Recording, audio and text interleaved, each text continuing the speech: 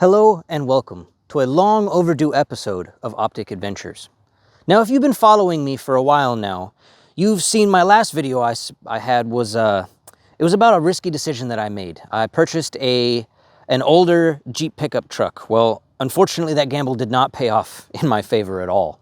My front windshield had broken and it was entirely out of my budget in order for me to repair it. So unfortunately, I had to cut my losses with that and go back to my daily driver that I have.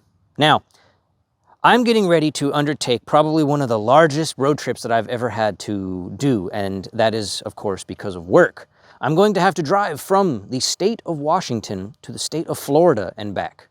One way is about 2,500 miles. Now, I've never done it before, at least in this vehicle, so this is, of course, going to be an account of how exactly that adventure goes. Stay tuned for more. Now this is my 2020 Ram 1500 Limited. Now, my truck has a crew cab with an absolutely gargantuan back seat that I'm actually going to take advantage of for this particular road trip. And, of course, it comes with the third generation 3-liter turbo diesel V6. It puts out 260 horsepower and 480 pound-feet of torque, all through an 8-speed automatic transmission. Now, before I start any road trip, I always take a few minutes to do a pre-trip vehicle inspection. So, I check my tires,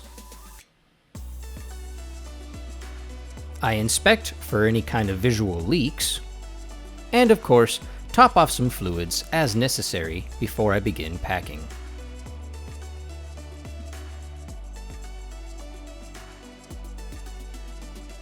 With my inspection done, I then went to the next most important part and started packing. Now, I had to pay special attention to what it was I was packing just to make sure I had everything I needed for a prolonged trip. Because if I'm being honest, after I set out, I was not going to turn around for anything short of an emergency.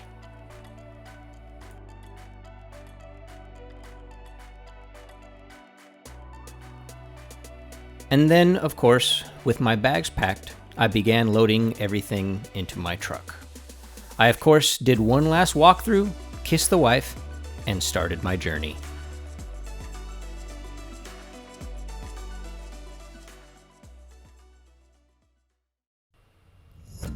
And so started my great road trip. Now, there were a few different ways that I could take to get to Pensacola that would probably be more direct, but since I had some time to kill, I decided to take I-90 for the first half of my journey. Now, one of the first stops that I wanted to take along my trip was that of Snoqualmie Pass. It's somewhere that I've seen a few times in past, but it's somewhere that I haven't actually been to. And I've heard a little bit about it, but I figured this would be a great place to at least make my first stop along my journey. So that's exactly what I was going to do. So I began my climb up the mountain. I drove, and drove, and drove some more.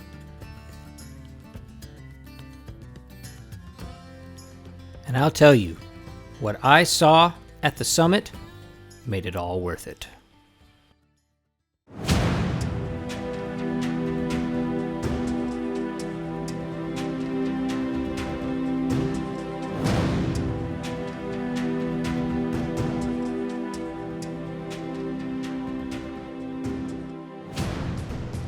At 2,280 feet and over 1,994 acres to explore, there was a winter wonderland right outside my door, and I didn't even know it. While taking advantage of this situation to take in the view, I thought it was the perfect time to give a road trip update. Now, I figured I would take this opportunity to talk a little bit about the truck that I have today. Now, I have a 2020 Ram 1500 EcoDiesel with the longer bed. Now, the reason I chose this was because I wanted something a little bit more fuel efficient. Now, I know most people with a truck will probably say you can't have fuel efficiency and a truck at the same time. That's why you get a car. Well, for this one, it wasn't exactly that. because on average, I usually get about 25 miles per gallon. Now, hopefully on this road trip, I'll be able to get the upper side of that because RAM does claim that it can get at least 31 miles per gallon. Now, again, hopefully I'll be able to see and actually put that to the test. So again, stay tuned.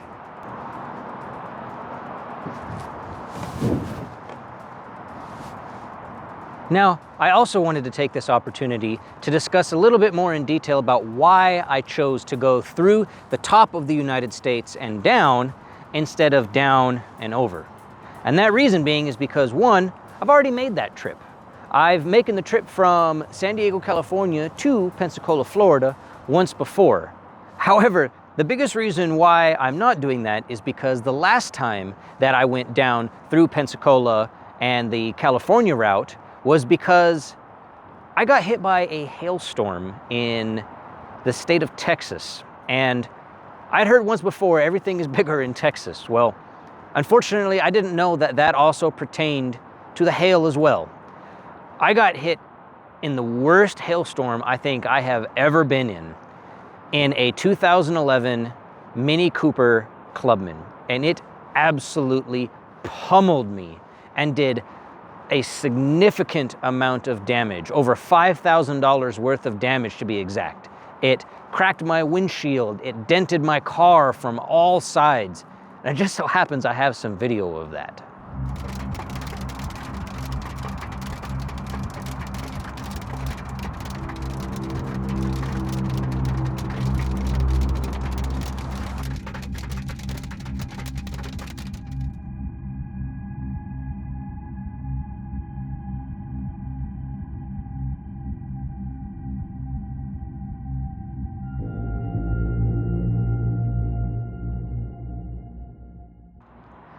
And now, with that absolute nightmare hopefully being prevented by me going this way, I'm gonna go ahead and I'm gonna continue on my adventure.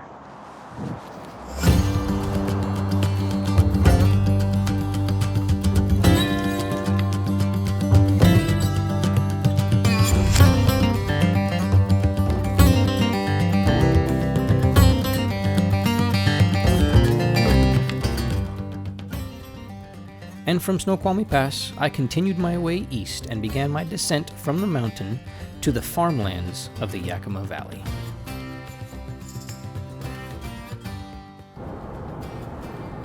Now, one thing I unfortunately did not anticipate was just how boring it was going to be after I got over Snoqualmie Pass. And boring it was. However, that was all about to change. Well, at least for the moment anyway, because at that point I decided to make a quick stop to take in the sights of the Columbia River. It's the largest river system in the Pacific Northwest, flowing 1,253 miles from Canada to the Pacific Ocean. The river's drainage basin covers 259,000 square miles, which is about the size of France. And what I found most interesting is the Columbia River drains more water to the Pacific Ocean than any other river in North or South America. While taking all this in, I decided it was time for another road trip update while I was at it. Now, at this point, I've only been driving for about, I don't know, maybe 3 hours or so, but about an hour ago, I was surrounded by snow. I was by a ski resort and there was still several feet of snow around, but now here I am, 80 degrees outside and in the desert. And honestly, everything going perfect. Air conditioning is working great, the heat is working great whenever I need it, and according to the truck, I'm getting over 26, almost 27 miles per gallon. Now, obviously, when I fill up, I'll be able to hand calculate that. But so far, everything's going great. So, I guess it's about time to get back on the road again.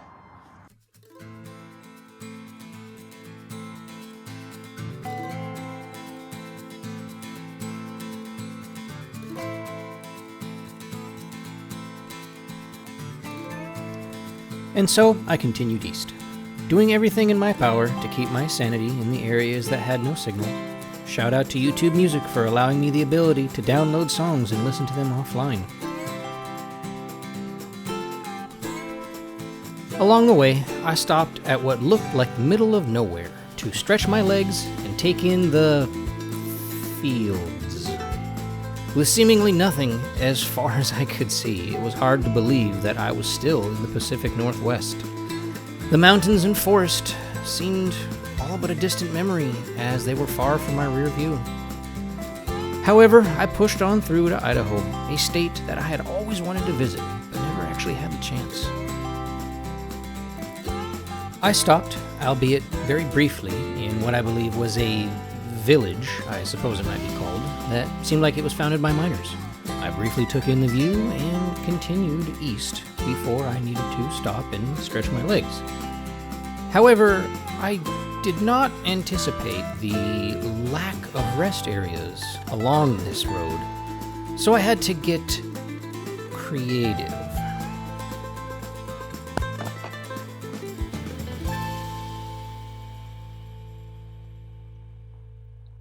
Now, a couple things that are standing out to me about doing this road trip in the Ram 1500. One, and the biggest one, being the gas mileage. Holy cow. So far, I have driven over 350 miles on a half tank of gas, which is absolutely phenomenal, especially considering it's only about a 26 to a 28 gallon gas tank. And the second thing that's becoming increasingly obvious to me is there's not a whole lot of lumbar support in these chairs. Now, the chairs themselves are nice, but I definitely find the lumbar support to be a little bit lacking, and I actually find myself putting a pillow behind my back in order to give myself a little bit of that extra support that I'm looking for. But alas, I cannot stay here for very much longer, so it is definitely time to continue my way out of here.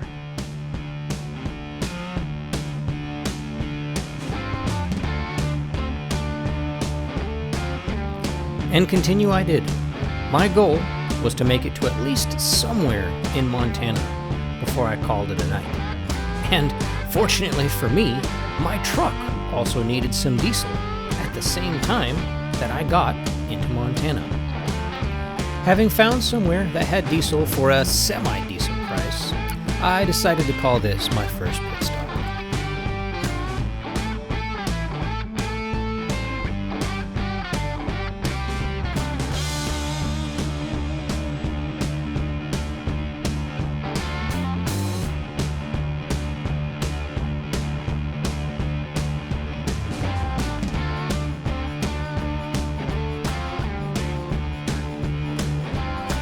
And at a little over $90, I was able to go almost 560 miles with my truck averaging 24.4 miles per gallon. And honestly, not bad for a full-size truck, in my opinion.